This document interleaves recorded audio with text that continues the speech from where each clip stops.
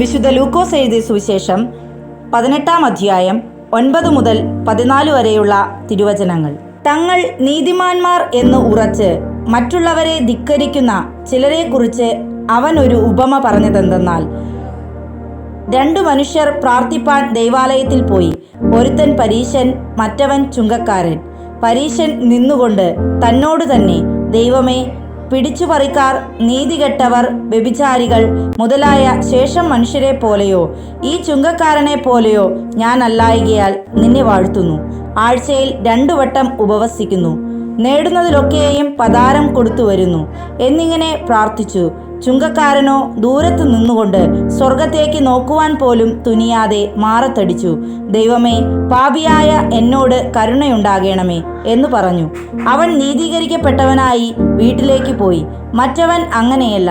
തന്നെത്താൻ ഉയർത്തുന്നവനെല്ലാം താഴ്ത്തപ്പെടും, തന്നെത്താൻ താഴ്ത്തുന്നവനെല്ലാം ഉയർത്തപ്പെടും എന്ന് ഞാൻ നിങ്ങളോട് പറയുന്നു.